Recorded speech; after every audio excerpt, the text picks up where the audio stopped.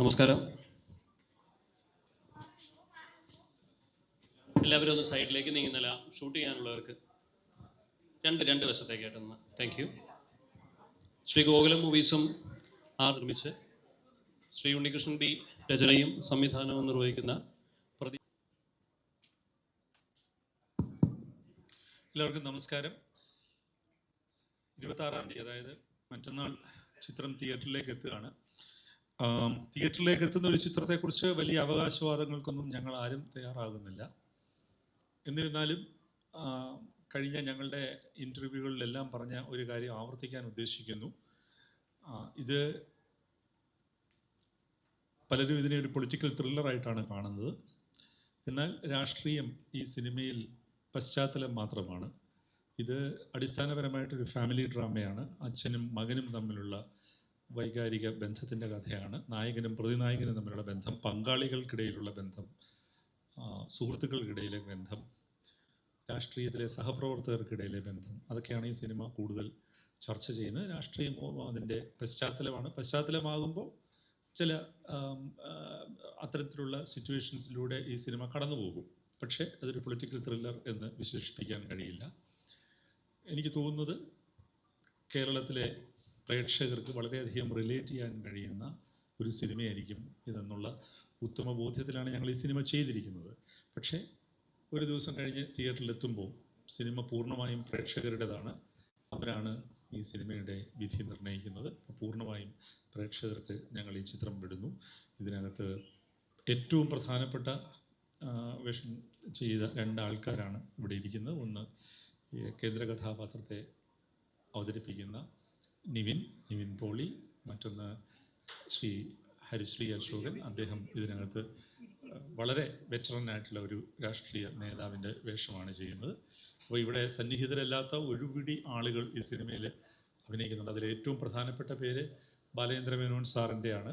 അദ്ദേഹം വളരെ നാളുകൾക്ക് ശേഷം അഭിനയിക്കുന്ന ഒരു സിനിമയാണ്. അദ്ദേഹമായിട്ട് പ്രവർത്തിക്കാൻ കഴിഞ്ഞാൽ ഞങ്ങൾക്ക് എല്ലാവർക്കും വലിയ സന്തോഷവും അഭിമാനവും ഉണ്ട്. പിന്നീട് അതിനകത്ത് ഷറഫുദ്ദീനുണ്ട്, സായികുമാറുണ്ട്, മണിയമ്പിള്ള രാജുചേട്ടനുണ്ട്, വിഷ്ണു അഗസ്തിയുണ്ട്, വൈശാഖ് ശങ്കറുണ്ട്, ഞാൻ പറഞ്ഞു സായിയുടെ പേര് പറഞ്ഞു, സബിത ആനന്ദുണ്ട്, ആൻ അഗസ്റ്റിനുണ്ട്. ഞങ്ങൾ 2 പെൺകുട്ടികളെ സിനിമ പരിചയപ്പെടുത്തുന്നുണ്ട്. ഒന്ന് നീതു കൃഷ്ണ, മറ്റൊന്ന് അനീന. RJ ബിജിത ഒരു പ്രധാനപ്പെട്ട വേഷം ചെയ്യുന്നു. അതുപോലെ നിഷാൻ സാഗർ, ഞാൻ വിട്ടുപോയ പേര് അദ്ദേഹത്തിനാണ്. വളരെ പ്രധാനപ്പെട്ട കഥാപാത്രത്തെയാണ് അദ്ദേഹം അവതരിപ്പിക്കുന്നത്. അപ്പോൾ ഒട്ടനവധി മികച്ച കലാകാരന്മാർ ഈ സിനിമയിൽ അഭിനയിക്കുന്നുണ്ട്. ഒപ്പം സാങ്കേതിക രംഗത്ത് പ്രവർത്തിക്കുന്നവരൊക്കെയും വലിയ പ്രാഗൽഭ്യമുള്ളവരാണ്. ചന്ദ്രു ശെൽവരാജാണ് ഇതിൻ്റെ ക്യാമറ കൈകാര്യം ചെയ്തിരിക്കുന്നത്. മനോജാണ് എഡിറ്റർ. ജസ്റ്റിൻ വർഗീസാണ് മ്യൂസിക്.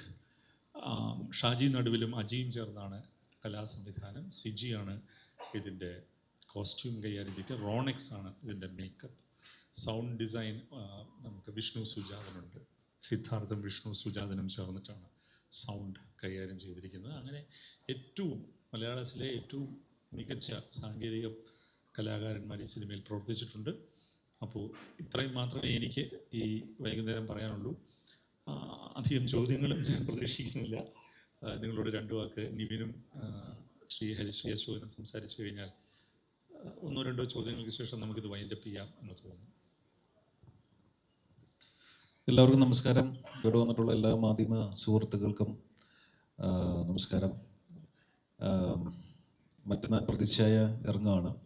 ഒരുപാട് വർഷങ്ങൾക്ക് മുമ്പ് തുടങ്ങിയ ഒരു ഡിസ്കഷനാണ്. ആക്ച്വലി നമ്മൾ 2020 തോന്നുന്നു, കൊറോണ എല്ലാം കഴിഞ്ഞിട്ടൊരു ലോക്ക്ഡൗൺ മാറിയ ഒരു സമയത്താണ് ആദ്യമായിട്ട് സാറിനെ കണ്ട് നമ്മളിത് ഡിസ്കസ് ചെയ്യുന്നത്. പിന്നെ പല കാരണങ്ങളാൽ അത് ആ സമയത്ത് നടന്നില്ല. അങ്ങനെ നീണ്ട് പോയി. സാറും വേറെ തിരക്കിലായിരുന്നു, ഞാനും വേറെ പടങ്ങൾ ചെയ്തുകൊണ്ടിരിക്കുകയായിരുന്നു. അങ്ങനെ പിന്നീട് ഒരു ഇൻട്രസ്റ്റിംഗ് ആയിട്ടുള്ളൊരു സ്പേസിൽ വന്നപ്പോൾ ഞങ്ങൾ ഡിസ്കസ് ചെയ്യുകയും എന്നാൽ ഇത് ചെയ്താലോ എന്നൊരു തീരുമാനം എടുക്കുകയായിരുന്നു. അപ്പോൾ ഇത് എനിക്ക് ബേസിക്കലി ഇതിൻ്റെ അത് ഈ അച്ഛൻ മകൻ റിലേഷൻഷിപ്പ് എനിക്ക് ഭയങ്കരമായിട്ട് കണക്റ്റായ ഒരു കാര്യമാണ്. അത് നല്ല രസകരമായിട്ട് വന്നിട്ടുണ്ടെന്നാണ് ഞങ്ങളുടെ വിശ്വാസം. ഒരു സിനിമയിൽ എപ്പോഴും റിലേഷൻഷിപ്സ് എപ്പോഴും ഏതെങ്കിലും ഒരു റിലേഷൻഷിപ്പ് ആയിരിക്കും നന്നായിട്ട് വരിക. എനിക്കിതിനകത്ത് പല റിലേഷൻഷിപ്സിനും നല്ല ഡെപ്ത് ഉള്ള പോലെ എനിക്ക് തോന്നിയിട്ടുണ്ട്.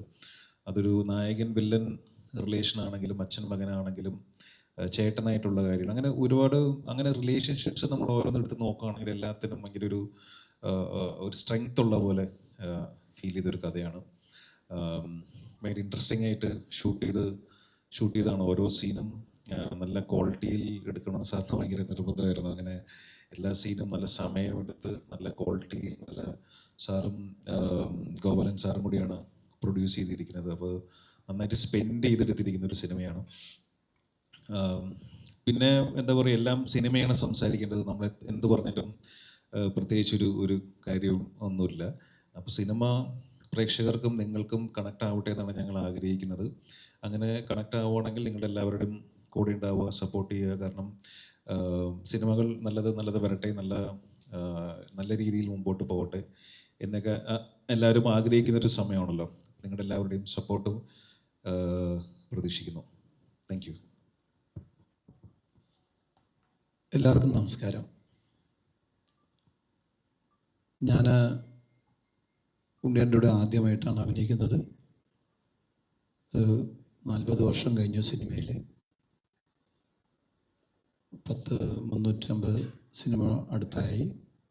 പക്ഷെ ഒരുപാട് രാഷ്ട്രീയക്കാരൻ്റെ വേഷങ്ങൾ ഞാൻ ചെയ്തിട്ടുണ്ട്. പക്ഷെ എനിക്ക് ആദ്യമായിട്ടാണ് ഇങ്ങനെ ഒരു രാഷ്ട്രീയക്കാരൻ്റെ വേഷം കിട്ടിയിരിക്കുന്നത്. ഇതുപോലത്തെ ഒരു വേഷം ഞാൻ ഇതിനു മുമ്പ് ചെയ്തിട്ടില്ല. പിന്നെ സിനിമ ഒരു രാഷ്ട്രീയ പശ്ചാത്തലത്തിൽ പറയുന്നു എന്ന് മാത്രം, ഒരു ഫാമിലിയാണ് ശരിക്കും സിനിമ. രാഷ്ട്രീയം അതിൻ്റെ അകത്ത് പറയുന്നു, അതിലൂടെ കടന്നു പോകുന്ന ഫാമിലി സബ്ജക്റ്റാണ്. ഒത്തിരി ആർട്ടിസ്റ്റുകളുണ്ട്. ഇതിൻ്റെ ക്യാമറ ഗംഭീര ഒരു ക്യാമറമാനാണ്. പിന്നെ മേക്കിംഗ് ഞാൻ കുറേ പറഞ്ഞില്ല, ഇത്രയും സിനിമകൾ അഭിനയിച്ചെങ്കിലും ഞാൻ ഇതുപോലൊരു ഡയറക്ഷനിൽ ഞാൻ കൊണ്ടിരുന്നോട്ട് പറയണതല്ല, ഞാൻ ആദ്യമായിട്ട് അഭിനയിക്കുന്നത്. കാരണം കുറേ ഡയലോഗുകൾ, ഞാനത് പറയാനുള്ള കുറേ ഡയലോഗുകൾ ഞാൻ ബൈഹാർട്ട് പഠിച്ച് വെച്ച് അതിങ്ങനെയായിരിക്കും എടുക്കണമെന്ന് ഇത്രയും സിനിമകൾ അഭിനയിച്ചതിൻ്റെ ഒരു എക്സ്പീരിയൻസ് വെച്ച് ഞാനിങ്ങനെ മനസ്സിലത് പഠിച്ചു വെച്ചു. പക്ഷേ ഉണ്ണിയേട്ടനത് എടുത്ത് വേറൊരു പാറ്റേണിലാണ്. അപ്പം അങ്ങനെ ഞാനത് പഠിച്ചു വെച്ചിൻ്റെ വിഷമം കൊണ്ടല്ല ഞാൻ പറയണത്. അതല്ലാതെ എടുത്തു കഴിഞ്ഞപ്പോൾ അതിൻ്റെ ഒരു ഭംഗി സ്ക്രീനിൽ എനിക്ക് കാണാൻ പറ്റി. ഭയങ്കരമായിട്ട് അഭിനയിക്കാനും പറ്റി. ഭയങ്കരമായിട്ടും തന്നെ എൻ്റെ കഴിവനുസരിച്ചിട്ട്. അപ്പോൾ ആദ്യത്തെ ഷോട്ട് കഴിഞ്ഞപ്പോഴേ ഞാൻ ചോദിച്ചു, ശരിയായോ എന്ന്. ഏട്ടൻ പറഞ്ഞു ഓക്കെയാണ്. അങ്ങനെ അത് ആ ക്യാരക്ടറിലേക്ക് കയറാൻ എനിക്കൊരു ദിവസം എടുക്കേണ്ടി വന്നു. പക്ഷെ പിന്നീട് അങ്ങോട്ട് കുറേയും കൂടി സപ്പോർട്ടോടുകൂടി എല്ലാവരും സപ്പോർട്ട്. ഇപ്പോൾ നിവിനും ഒക്കെ ചെയ്തേക്കണത് ഞാനിപ്പോൾ ഇരുത്തിക്കൊണ്ട് പറയുന്നതല്ല. നിവിൻ ഇതുപോലത്തെ ഒരു ക്യാരക്ടർ ചെയ്തിട്ടുണ്ടാവില്ല ചിലപ്പോൾ. കാരണം അത്ര ഭയങ്കരമായിട്ട് ചെയ്തിട്ടുണ്ട് നിവിൻ, ഷറഫുദ്ദീൻ, മേനോൻ സാറ്. മേനോൻ സാറിൻ്റെ പ്രത്യേക നമ്മളിതുവരെ കണ്ടിട്ടുള്ള മേനോൻ സാറല്ല. സായികുമാർ, ഷറഫുദ്ദീൻ, എല്ലാവരും. അപ്പോൾ ആ ഒരു സന്തോഷത്തിലാണ് ഞങ്ങളെല്ലാവരും. പിന്നെ ഇതിൻ്റെയൊക്കെ അഭിപ്രായം പറഞ്ഞിട്ട് പ്രേക്ഷകരാണ്. അത് പിന്നെ സപ്പോർട്ട് ചെയ്യേണ്ടത് നിങ്ങളെല്ലാവരുമാണ്. നിങ്ങളുടെ സപ്പോർട്ടും നന്നായിട്ടുണ്ടായാൽ ഏത് സിനിമയും വിജയിക്കും. ഇതിൻ്റെയും വിജയത്തിൻ്റെ പിന്നിൽ നിങ്ങളുണ്ടാവുമെന്ന് വിശ്വസിക്കുന്നു. Thank you.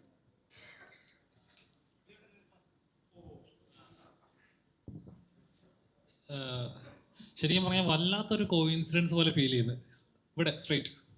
ഓക്കെ, കാരണം കറക്റ്റ് കേരളം മുഴുവൻ ഇലക്ഷൻ്റെ ചൂടിൽ നിൽക്കുന്നു. അപ്പം അതിൻ്റെ പ്രവർത്തനങ്ങൾ നടന്നുകൊണ്ടിരിക്കുന്നു. കൃത്യം ഇലക്ഷന് ഇത്ര ദിവസങ്ങൾക്ക് മുമ്പ് തന്നെ ഇതുപോലൊരു ചിത്രം വരുന്നു, അതും പൊളിറ്റിക്കൽ റിലേറ്റഡ്. വല്ലാത്തൊരു കോയിൻസിഡൻസ് ഫീൽ ചെയ്യുന്നു. അത് കോയിൻസിഡൻസ് തന്നെയാണ്, അതുകൊണ്ട് അങ്ങനെ ഫീൽ ചെയ്യുന്നത്. അതെ, കാരണം എന്തോ വെയിറ്റ് ചെയ്ത് 2019 തുടങ്ങിയതാണ് ഞങ്ങൾ ഈ ശ്രമം. അത് അദ്ദേഹം പറഞ്ഞല്ലോ, ആദ്യ പിണറായി സർക്കാരിൻ്റെ കാലത്താണ് ഇതിൻ്റെ പ്രാഥമികമായിട്ടുള്ള ചർച്ചകൾ നടക്കുന്നത്. ഇത് ഷാരിസ് മുഹമ്മദ്, നമ്മളുടെ ജനഗണമനയൊക്കെ എഴുതിയ ഷാരിസ് മുഹമ്മദ് എൻ്റെ അടുത്ത് 2019 ഒരു കഥ നരേറ്റ് ചെയ്യുന്നത്. അദ്ദേഹം ഒരു സ്ക്രീൻ പ്ലേ ആയിട്ടാണ് വന്നത്. എന്ന് പറഞ്ഞാൽ ഒരു ഓർഡർ സീൻ, റഫ് ഓർഡർ. പക്ഷേ അതിനകത്ത് ഒരു മൊമെൻറ്റ് എനിക്ക് ഭയങ്കര സ്ട്രൈക്കിംഗ് ആയിട്ട് തോന്നി. അപ്പോൾ ഞാൻ ഷാരിസിനോട് പറഞ്ഞു, ഷാരിസ്, ഈ മൊമെൻ്റ് വെച്ചിട്ട് എനിക്ക് എൻ്റെ ഒരു ട്രീറ്റ്മെൻറ്റ് എഴുതിയാൽ കൊള്ളാം എന്നുണ്ട് എന്ന് പറഞ്ഞപ്പോൾ അദ്ദേഹം പറഞ്ഞു അങ്ങനെ ചെയ്യൂ എന്ന് പറഞ്ഞപ്പോൾ ഞാനൊരു സ്ക്രീൻ പ്ലേ ഉണ്ടാക്കി. അപ്പോൾ ഷാരിസ് എന്നോട് പറഞ്ഞു ഇത് നിങ്ങൾ ചെയ്യുന്നതായിരിക്കും ബെറ്റർ എന്ന് പറഞ്ഞാൽ അങ്ങനെ ഞങ്ങൾ ആദ്യത്തെ ഒരു ഡ്രാഫ്റ്റ് ഉണ്ടാക്കി. എനിക്കൊന്ന് 2019 തന്നെ നിവിനുമായിട്ട് ഞങ്ങൾ ചർച്ച തുടങ്ങിയതാണ്. പിന്നെ ഈ പറയുന്ന പോലെ സിനിമയാണ്, അതിന് സംഭവിക്കേണ്ട ഒരു സമയം വരും. ഈ സിനിമ അപ്രതീക്ഷിതമായിട്ട് നിവിന് അങ്ങനെ ഒരു ഗ്യാപ്പ് വന്നപ്പോൾ നിവിനും ഞാനും കൂടി എടുത്തൊരു തീരുമാനം, 100 ദിവസം ഷൂട്ട് ചെയ്യുന്നു, പോസ്റ്റ് പ്രൊഡക്ഷൻ കഴിയുന്നു. പിന്നെ ഞങ്ങളെ സംബന്ധിച്ചിടത്തോളം ഒരു സിനിമ നിങ്ങളിലേക്ക് പ്രേക്ഷകരിലേക്ക് എത്തിക്കാനുള്ള ഏറ്റവും നല്ല സമയം എന്ന് പറയുന്നത് ഈ വിഷു സ്കൂൾ അടയ്ക്കുന്ന പീരീഡാണ്. അപ്പോൾ തന്നെ ഇലക്ഷൻ സംഭവിക്കുന്നത്. അതുകൊണ്ടാണ് ഞാൻ പറഞ്ഞത് ആകസ്മികത അതിനകത്തുണ്ട്, കോയിൻസിഡൻസ് ഉണ്ട്. അതുകൊണ്ടാണ് താങ്കൾക്കത് കോയിൻസിഡൻസ് ആയിട്ട് തോന്നുന്നത്. അതേപോലെ ഇപ്പൊ അന്ന് ട്രെയിലർ ലോഞ്ചിന്റെ അന്ന് സാറ് പറഞ്ഞായിരുന്നു ഇതിന്റെ പൂർണ്ണ ഉത്തരവാദിത്തം എനിക്ക് മാത്രമാണ്, എന്തുണ്ടെങ്കിലും അതിന്റെ പൂർണ്ണ ഉത്തരവാദിത്തം ഏൽക്കാൻ ഞാൻ റെഡിയാണ് എന്നുള്ളത്. തീർച്ചയായിട്ടും ആണല്ലോ. അപ്പൊ അതിനകത്ത് എന്തോ ഒരു സ്പാർക്കിംഗ് ഉണ്ട് എന്നൊരു ആർക്കല്ല, ഇവരൊക്കെ എന്തിനാ അതിനകത്ത് പിടിച്ചിടുന്നത്? ആ സിനിമയ്ക്ക് എന്ത് സംഗതി വന്നാലും അത് എഴുതി സംവിധാനം ചെയ്ത ഒരാൾ, അതിൻ്റെ പ്രൊഡക്ഷനിൽ കൂടി ഭാഗമായ ഒരാൾ എന്ന നിലയിൽ ആ സിനിമയുടെ ഉത്തരവാദിത്വം ഞാൻ തന്നെയല്ലേ ഓൺ ചെയ്യേണ്ടത്.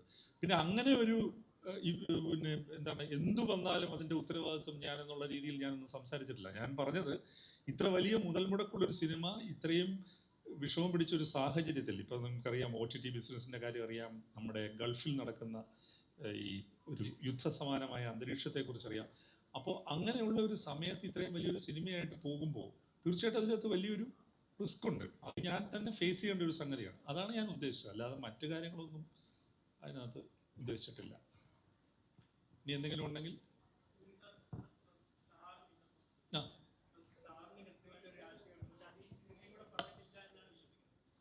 പണ്ട് നോക്കിക്കഴിഞ്ഞാൽ പല രാഷ്ട്രീയ പ്രസ്ഥാനങ്ങളും അവരുടെ ആശയങ്ങൾ നാടകങ്ങളിലൂടെ അല്ലെങ്കിൽ എഴുത്തിലൂടെയൊക്കെ ജനങ്ങളിലേക്ക് എത്തിക്കാൻ ശ്രമിച്ചിട്ടുണ്ടായിരുന്നു. പക്ഷെ ഇപ്പോഴത്തെ ഒരു സാഹചര്യത്തിൽ നോക്കിക്കഴിഞ്ഞാൽ സോഷ്യൽ മീഡിയക്ക് ഇത്ര വന്നതോടെ അതിൻ്റെ ഒന്നും ആവശ്യമില്ല എന്നാണ് കരുതുന്നത്. അപ്പം കലയിലൂടെ ഈ രാഷ്ട്രീയം പറയേണ്ട ആവശ്യം ഇപ്പം നിലവിലില്ല എന്ന് കരുതുന്നു. പോസ്റ്റ്മാൻ്റെ പണി ചെയ്യേണ്ട കാര്യമില്ല. ഒരു മെസ്സേജ് എടുത്തുകൊണ്ട് ഡെലിവറി ചെയ്യുക എന്ന് പറയുന്ന ഒരു സംഗതി ചെയ്യേണ്ട കാര്യമില്ല. അങ്ങനെയൊന്നും ചെയ്തിട്ടില്ല. ഞാൻ നിങ്ങളോട് പറഞ്ഞില്ലേ ഒരു പ്രത്യേക വൈകാരിക മുഹൂർത്തമുണ്ട്. അതെനിക്കിപ്പോൾ പറയാൻ പറ്റില്ല, അത് നിങ്ങൾക്ക് സിനിമ കാണുമ്പോൾ മനസ്സിലാവും. ഞാൻ അതിലാണ് ഹുക്ഡായത്.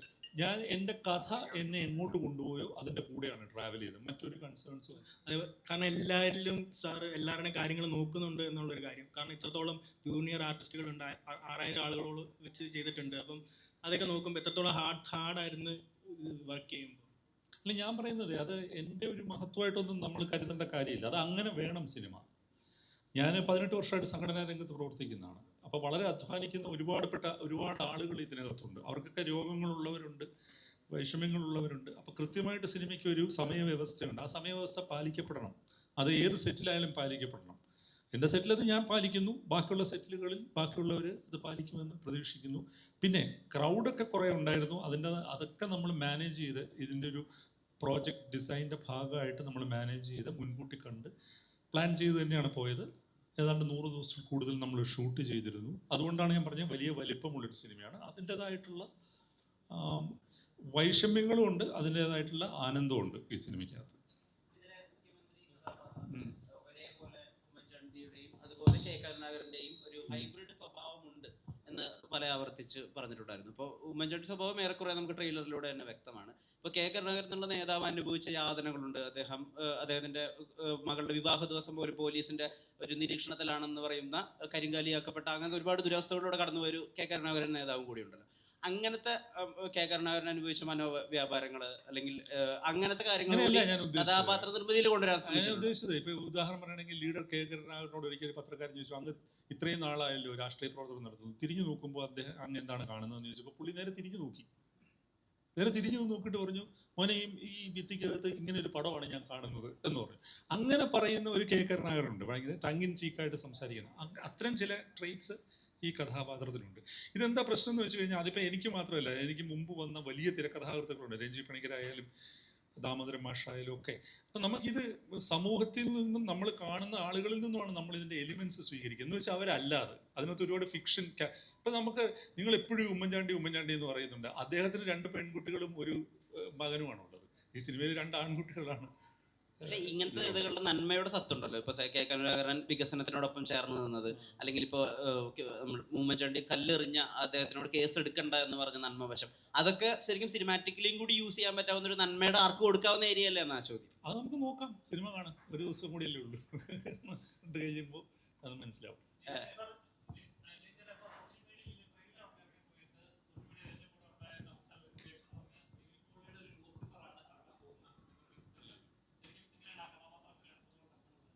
ഇല്ല, അങ്ങനെയൊന്നും നമ്മൾ ഇതിനെ എടുക്കുന്നില്ല. ഇത് ഞാൻ പറഞ്ഞില്ല, ഇതൊരു ബേസിക്കലി ഒരു ഇമോഷണൽ സ്റ്റോറിയാണ്, ഒരു ഫാദർ സൺ ഇമോഷണൽ സ്റ്റോറി. നമുക്ക് ഫാമിലി ആയിട്ട് വന്നിരുന്ന് കാണാൻ പറ്റുന്ന ഒരു ഇമോഷണൽ സ്റ്റോറി. അതിനപ്പുറം നമ്മൾ ഇതിനകത്തൊന്നും പറയുന്നില്ല. രാഷ്ട്രീയം ഇതിൻ്റെ ഒരു പശ്ചാത്തലമാണ്. നല്ല ക്വാളിറ്റി ഉള്ള ഒരു സിനിമ എടുക്കാൻ വേണ്ടി എല്ലാവരും പരിശ്രമിച്ചിട്ടുണ്ട്. സാറാണെങ്കിലും ഇതിൻ്റെ ടെക്നിക്കൽ ടീമാണെങ്കിലും ആക്ടേഴ്സ് ആണെങ്കിലും എല്ലാവരും ഒരുമിച്ച് സഹകരിച്ചിട്ടുണ്ട്. അപ്പോൾ അത് വേറൊരു സിനിമയായിട്ടുള്ളൊരു അതേപോലെ ഒരു പടമൊന്നുമല്ല, ഇതൊരു ചെറിയ ഇമോഷണൽ സിനിമ എന്ന് ചിന്തിച്ചാൽ മതി.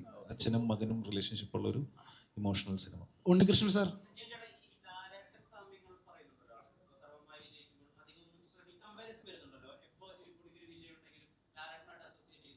വിനീതേട്ടൻ തന്നെ പറഞ്ഞിട്ടുണ്ട്, നിവിൻ ചേട്ടൻ പറയും പലപ്പോഴും എന്തോ ഇഷ്ടമാണ് ആളുകൾക്ക് എന്നെ എന്നുള്ള ഡയലോഗൊക്കെ. അപ്പോൾ ഇങ്ങനത്തെ കമ്പാരിസണുകളെ പറ്റി അവെയർ ആണോ?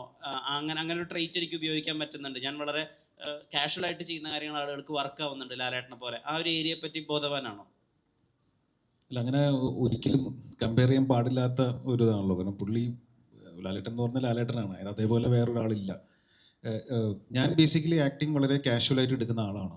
അത് ഞാൻ തുടക്കമേ മുതൽ അങ്ങനെ ശീലിച്ചാണ്. ഞാൻ അങ്ങനെ പഠിച്ച ആളൊന്നുമല്ല ആക്ടിങ് എന്താണെന്നുള്ളത്. ഞാൻ ചെയ്ത സിനിമകളിൽ ഞാൻ വർക്ക് ചെയ്തിട്ടുള്ള ഡയറക്ടേഴ്സിൻ്റെ മെൻറ്റർ ചെയ്ത്, അല്ലെങ്കിൽ അവർ എനിക്ക് കാണിച്ചു തന്ന വഴികളിലൂടെ സഞ്ചരിച്ച് പോയ ഒരാളാണ്. അപ്പോൾ ഞാൻ ആ കാഷ്വൽ രീതിയിലാണ് ഇതിനെ എടുക്കാറ്. അല്ലെങ്കിൽ ഒരു സിനിമ തുടങ്ങാൻ പോകുന്നു, അതിന് മുമ്പ് ഭയങ്കര പ്രിപ്പറേഷനോ അല്ലെങ്കിൽ തലേ ദിവസം ഇരുന്ന് ഡയലോഗ് പഠിക്കലോ അങ്ങനെ ഒന്നും ഞാൻ ചെയ്യാറില്ല. ഞാൻ നേരെ സെറ്റിൽ പോകുന്നു, സ്ക്രിപ്റ്റ് വായിക്കുന്നു, എന്താണോ ശരിയെന്ന് എനിക്ക് തോന്നുന്നു ഞാൻ ചെയ്യുന്നു. അതിനെ കറക്റ്റ് ചെയ്യാൻ അവിടെ ഡയറക്ടറിന് എനിക്കൊരു ബോധമുണ്ട്. അപ്പം ഞാൻ ചെയ്യുന്ന തെറ്റാണെങ്കിൽ ഡയറക്ടർ എന്ന് പറയും, നിവിൻ ഇതിങ്ങനെയല്ല, കുറച്ച് അങ്ങോട്ട് ഇങ്ങോട്ട് മാറ്റി ചെയ്യുമെന്ന് പറയും. അങ്ങനെ കുറച്ച് ദിവസം ഒരു ഡയറക്ടറായിട്ട് നമ്മൾ വർക്ക് ചെയ്യുമ്പോൾ ഞാൻ എങ്ങനെയാണ് കഥാപാത്രത്തെ കാണുന്നതെന്നും ഡയറക്ടർ എങ്ങനെയാണ് കഥാപാത്രത്തെ കാണുന്നതെന്ന് എനിക്ക് മനസ്സിലാവും. എനിക്ക് അത് രണ്ടും തമ്മിലൊരു ലൈൻ വരയ്ക്കാൻ പറ്റും. പിന്നെ ആ ലൈനിലൂടെ പോകാന്നുള്ളതാണ്. അത് ഫിക്സ് ആയി കഴിഞ്ഞാൽ പിന്നെ ഞാൻ അതിന് അത്ര ടെൻഷൻ എടുക്കാറില്ല, സത്യം പറയുകയാണെങ്കിൽ അഭിനയിക്കുന്ന സമയത്ത്. ഇതിനു മുമ്പേ ഒരു പൊളിറ്റിക്കൽ സിനാറിയോയിൽ ഒരു സിനിമ വന്ന സഖാവ് വന്നിട്ടുണ്ട്, പടവെട്ട് വന്നിട്ടുണ്ട്. സഖാവിൽ 2 ക്യാരക്ടേഴ്സ് ആയിരുന്നു, അത് രണ്ടും ഭയങ്കരമായ ഗ്രാഫിൽ നിൽക്കുന്ന 2 ക്യാരക്ടേഴ്സ്. പടവെട്ടിലും വളരെ സീരിയസ് ടോണിലുള്ള ഒരു ക്യാരക്ടർ. അപ്പോൾ ഇതിനു വേണ്ടി അല്ലെങ്കിൽ അതിൽ നിന്ന് എന്തോരം വ്യത്യസ്തമാണ് പ്രതിച്ഛായ എന്നുള്ളത് ഒരു കാര്യമുണ്ട്. 2, അതിനുവേണ്ടി ഒരു പേഴ്സണൽ എഫേർട്ട് എങ്ങനെ അതിലേക്ക് കൊണ്ടുവരിക എന്നുള്ളത്. ആ 2 സിനിമയായിട്ട് ഇതിനൊരു കമ്പാരിസൺ ഇല്ല. സഖാവ് ഒരു വേറെ കഥ പറയുന്നൊരു സിനിമയാണ്. ഞാൻ ഭയങ്കരമായിട്ട് എൻജോയ് ചെയ്തൊരു പടമാണ്. അതിൻ്റെ ക്യാരക്ടറൈസേഷൻ ആണെങ്കിലും അതിൻ്റെ കഥയാണെങ്കിലും അതിൻ്റെ സിറ്റുവേഷൻസൊക്കെ ഞാൻ വളരെ എൻജോയ് ചെയ്തൊരു സിനിമയാണ്. പടവെട്ട് ഞാൻ വളരെ എൻജോയ് ചെയ്തൊരു സിനിമയാണ്. എനിക്ക് വർക്ക് ചെയ്യാൻ ഇനിയും താല്പര്യമുള്ള ഡയറക്ടേഴ്സിലൊരാളാണ് ലിജു. അതേപോലെ ഒരു പടമല്ല ഇതൊരു ഡിഫറെൻറ്റ് ഫിലിമാണ്. എൻജോയ് ചെയ്തു. അത് എന്തായാലും എല്ലാ സിനിമയും എൻജോയ് തന്നെയാണ് ചെയ്യാറ്. അപ്പോൾ ഇതും എൻജോയ് ചെയ്തൊരു സിനിമയാണ്. എന്തായിരുന്നു രണ്ടാമത്തെ ക്വസ്റ്റ്യൻ? അത് തന്നെയായിരുന്നു. നിവിൻ ചേട്ടാ, കഴിഞ്ഞ ദിവസം ഒരു ഇൻ്റർവ്യൂവിൽ ചേട്ടൻ പൊളിറ്റിക്കലായിട്ട് ചേട്ടനൊരു ഒപ്പീനിയൻ ഇല്ല എന്നുള്ള രീതിയിലൊരു അഭിപ്രായം പറയുന്നത് കേട്ടു. കാരണം ഒരു പ്രത്യേക ഒരു പൊളിറ്റിക്കൽ ഒപ്പീനിയൻ അത്തരത്തിലൊന്നും ശ്രദ്ധിക്കാറില്ല. അപ്പോൾ അജു ചേട്ടൻ കുറച്ചും കൂടി ആ ഒരു സാഹചര്യത്തെ കുറച്ചും കൂടി നന്നായിട്ട് പറഞ്ഞു. അതായത് പൊളിറ്റിക്കൽ പാർട്ടികളോട് താല്പര്യമില്ല എന്നാണ് നിവിൻ ഉദ്ദേശിച്ചത് എന്ന് പറയുന്നുണ്ടായിരുന്നു. പക്ഷെ ഞാൻ ആലോചിക്കുന്നത്, ഇപ്പോൾ കമ്പാരിറ്റീവ്ലി ഇപ്പോൾ ഉള്ള യുവ നടന്മാരിൽ ഏറ്റവും കൂടുതൽ പൊളിറ്റിക്കൽ സിനിമകൾ ചെയ്തിട്ടുള്ളത് നിവിൻ ചേട്ടനാണ്. ഇപ്പോൾ സഖാവായാലും പടവെട്ടായാലും ഇപ്പോൾ പ്രതിച്ഛായ. അപ്പോൾ പൊളിറ്റിക്കലായിട്ടൊരു അവയർനെസ് ഇല്ലാതെ ഇത്തരത്തിലുള്ള സിനിമകൾ ചെയ്യുമ്പോൾ നമ്മൾ സംവിധായകരുടെയോ എഴുത്തുകാരുടെയോ കൈകളിലെ കളിപ്പാവുകൾ പോലെ ആവില്ലേ? അവർക്ക് പല കാര്യങ്ങളും നമ്മളിലൂടെ പറയാൻ പറ്റില്ലേ? അപ്പോൾ ഒരു അവയർനെസ് മസ്റ്റ് അല്ലേ? എനിക്ക് തോന്നുന്നു ഒരു കോമൺ സെൻസ് ഉണ്ടെങ്കിൽ നമുക്കത് മറികടക്കാൻ തോന്നുന്നു. അങ്ങനെ ഒരു കളിപ്പാവയാവാൻ പറ്റില്ലല്ലോ. നമ്മൾ വാർത്തകളും കാര്യങ്ങളെല്ലാം നമ്മൾ കാണുന്നുണ്ട്. എനിക്ക് ബേസിക്കലി എൻ്റർടൈൻമെൻറ്റ് അല്ലെങ്കിൽ സിനിമ, അതിലാണ് എൻ്റെ ഫുൾ ഫോക്കസ് ഉള്ളത്. ഒരു പാർട്ടിയോട് താല്പര്യക്കുറവോ അങ്ങനെയൊന്നുമില്ല. പല പാർട്ടിയിൽ പല കൂട്ടുകാരും പലരെ റെസ്പെക്ട് ചെയ്യുന്ന ഒരുപാട് പൊസിഷനിൽ ഇരിക്കുന്ന ആൾക്കാരുണ്ട്. അതെല്ലാം ഞാൻ റെസ്പെക്റ്റോടെ കാണുന്നു. പക്ഷെ ഞാൻ അതിലങ്ങനെ ഫോക്കസ് ചെയ്യുന്നില്ല. ഞാൻ സിനിമ അല്ലെങ്കിൽ ചെയ്തു പോവുക, ഫാമിലി, അങ്ങനത്തെ ഒരു ആ രീതിയിലാണ് പോകുന്നത്. അപ്പോൾ അതുകൊണ്ട് നടക്കുന്നതൊന്നും അറിയില്ല എന്നുള്ളതല്ല. നമുക്ക് എല്ലാവർക്കും ഒരു ദൈവം അനുഗ്രഹിച്ച് ഒരു കോമൺ സെൻസ് തന്നിട്ടുണ്ട്. അപ്പോൾ ഞാനൊരു സ്ക്രിപ്റ്റ് കേൾക്കുമ്പോൾ ഇതൊരു ഭയങ്കര പോയിന്റ് ഔട്ട് ചെയ്ത് ചെയ്യുന്നൊരു സിനിമയാണോ അല്ലയോ എന്ന് മനസ്സിലാക്കാൻ പറ്റാറുണ്ട്. Unnikrishnan sir, first of all ഈ സിനിമയുടെ ടൈറ്റിൽ വളരെ മികച്ചൊരു ടൈറ്റിലാണ്, അതിന് അഭിനന്ദനങ്ങൾ. Thank you. സാധാരണഗതിയിൽ എനിക്ക് തോന്നിയിട്ടുള്ളത് ഈ പ്രതിച്ഛായ ഭീതി ഏറ്റവും കൂടുതലുള്ളത് സിനിമാക്കാർക്കും പൊളിറ്റീഷ്യൻസിനുമാണ്. ഈ രണ്ട് പേരുടെ ഇടയിലാണ് ഏറ്റവും കൂടുതൽ പ്രതിച്ഛായ ഭീതി ഉള്ളത്. അപ്പോൾ അത്തരത്തിലൊരു സാഹചര്യം കൂടി മുന്നിൽ കണ്ടിട്ടാണോ ഇങ്ങനെ ഒരു ടൈറ്റിൽ ഇട്ടത്? ഈ ടൈറ്റിലേക്ക് വന്നത് എങ്ങനെയാണ്? അല്ലേ, നമ്മുടെ ട്രെയിലറിലുണ്ടല്ലോ, ഇപ്പോൾ രാഷ്ട്രീയത്തിൽ ഇപ്പോൾ വ്യക്തികളില്ല, പ്രതിച്ഛായകൾ മാത്രമേ ഉള്ളൂ എന്നുള്ളത് ട്രെയിലറിൽ ഒരു വാചകം പറയുന്നുണ്ട്. അപ്പോൾ പ്രതിച്ഛായ നിർമ്മിതികളെ കുറിച്ചിട്ടാണ് ഈ സിനിമ. രാഷ്ട്രീയ പ്രവർത്തനം എന്ന് പറയുന്നത് ഇപ്പോൾ പ്രതിച്ഛായ നിർമ്മിതികളിലൂടെയാണ് കടന്നു പോകുന്നത്. അതുകൊണ്ടാണ് PR-ലും സൈബർ സ്പേസിലും ഒക്കെ ഇത്രയും കോടികൾ ഇപ്പോഴത്തെ ഇലക്ഷൻ സ്പെൻഡ് ചെയ്യുന്നത്, പണ്ടത്തെ നിന്ന് വ്യത്യസ്തമായിട്ട്. അപ്പോൾ എല്ലാവർക്കും അങ്ങനെ ഒരു ഇമേജ് കോൺസ്ട്രക്റ്റ് ആവശ്യമുണ്ട്. നിർമ്മിക്കപ്പെടുന്ന പ്രതിച്ഛായ വെച്ചിട്ടാണ് എല്ലാവരും ചെയ്യുന്നത്. അതിൻ്റെ ഗുണവും ദോഷവും ഉണ്ട്. ആ ഗുണദോഷങ്ങളെക്കുറിച്ച് കൂടിയാണ് ഈ സിനിമ. എന്ന് വെച്ചാൽ അതൊരു ടോൾ ക്ലെയിം ഒന്നുമല്ല. അത് തീർച്ചയായിട്ടും ഒരു കുടുംബാന്തരീക്ഷത്തിലാണ് നമ്മൾ സംസാരിക്കുന്നത്. അതൊന്ന് തൊട്ടുപോകുന്നുണ്ട്. അതെല്ലാം നിങ്ങൾ ഇനി മറ്റന്നാൾ കണ്ട് വിലയിരുത്തിയാൽ മതി. ഹരിശ്രീ ശിവൻ സാർ, ഹരിശ്രീ ശിവൻ സാർ, ഹരിശ്രീ ശിവൻ സാർ, എന്തോ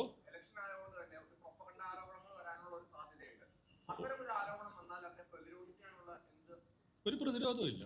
സിനിമ അവിടെ വയ്ക്കും, അത്ര സിനിമ അവിടെ വയ്ക്കും. ഇപ്പോൾ നാളെ കഴിഞ്ഞാൽ ഞാൻ യാത്ര പോകും, കുറച്ച് ദിവസം കഴിഞ്ഞാൽ ഞാൻ വരുള്ളൂ. അപ്പം അതൊക്കെ തന്നെ നമ്മുടെ പ്രതിരോധം.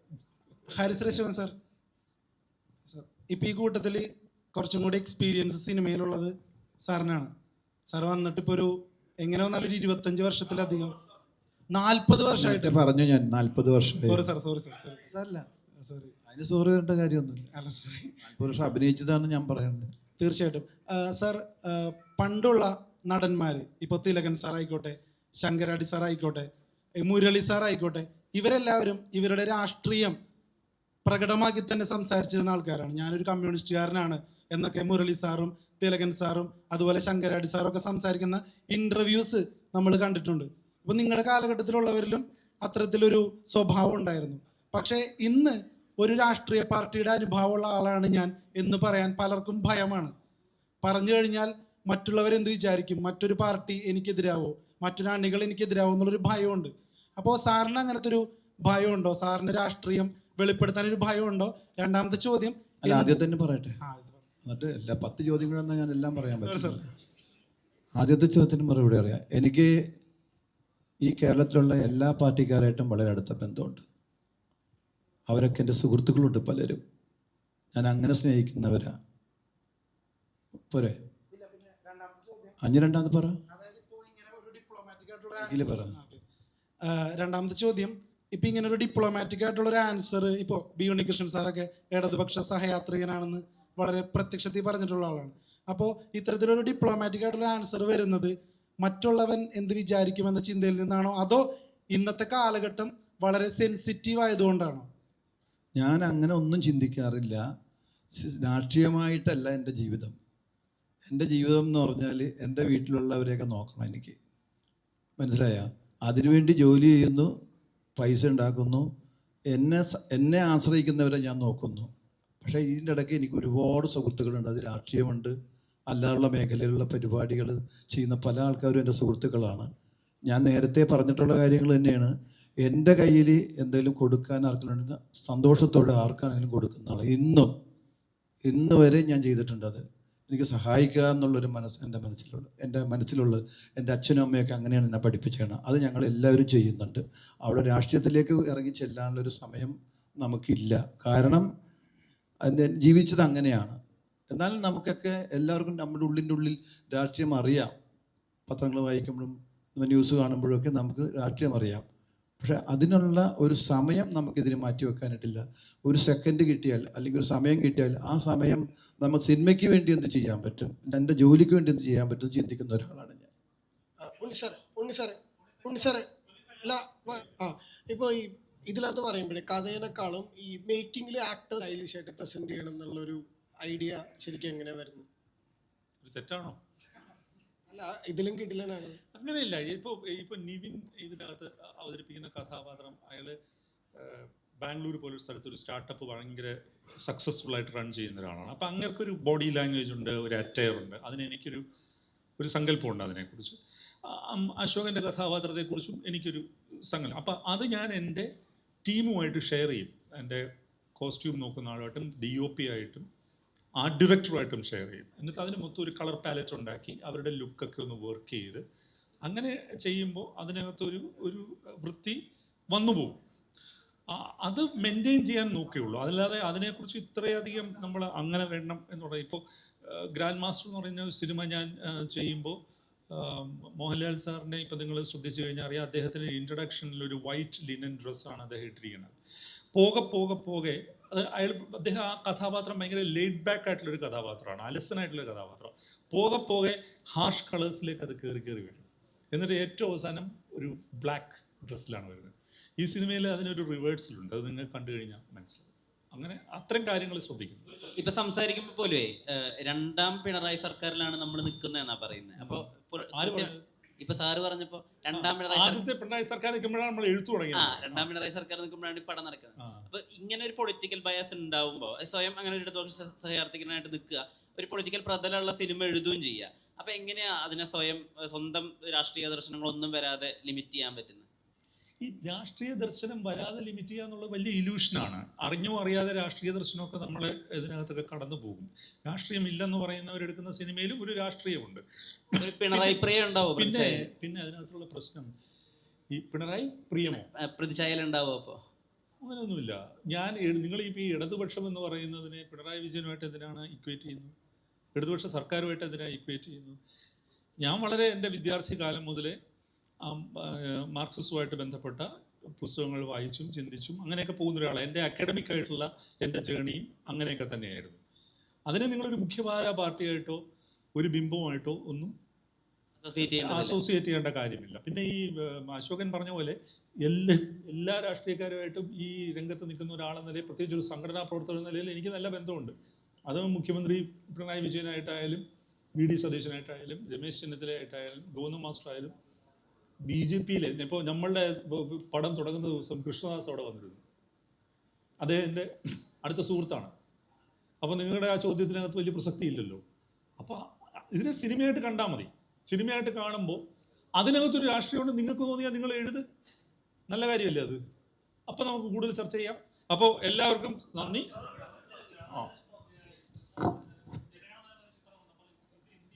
ഇങ്ങനെയാണ് എന്ന് പറയാൻ അങ്ങനത്തെ കേൾക്കുന്ന സമയത്ത് ഒരു പ്രേക്ഷകൻ ഉണ്ടാകുന്ന ഒരു മൊമെന്റ് ഉണ്ട്. അതായത് നമ്മൾ ഈ ക്രൈസിസിലൂടെ ഫേസ് ചെയ്തിട്ടുണ്ട്, നമ്മൾ കാണുന്ന എപ്പോഴെങ്കിലും പ്രതികരിക്കണം എന്ന് തോന്നുന്ന കാര്യങ്ങൾ ഒരു സിനിമ, ഒരു നടൻ പറയുമ്പോൾ അല്ലെങ്കിൽ ഒരു കഥാപാത്രം പറയുമ്പോൾ ഒരു പ്രേക്ഷകന് കിട്ടുന്നൊരു ഫീലുണ്ട്. പ്രതിച്ഛായയിൽ അങ്ങനത്തെ ഒരു കേരളത്തെ പൊളിറ്റിക്കൽ സിനാരിയോ പ്രസന്റബിൾ ചെയ്യുന്നത് ട്രൂ ഇൻസിഡൻസ് ബേസ് ചെയ്തൊരു കഥ തന്നെയായിരിക്കും പ്രതിച്ഛായ. എനിക്കറിയില്ല, അത് നിങ്ങൾ കണ്ടു അത്ര മൊമെന്റ് ഉണ്ടോ, അങ്ങനത്തെ കഥയാണോ എന്നൊക്കെ നിങ്ങൾ കണ്ടിട്ട് പറയൂ. ഞാൻ പറയുന്നത് ശരിയല്ല, അത് മുൻവിധിയോട് കൂടി തന്നെ സമീപിക്കണ്ട. ഓ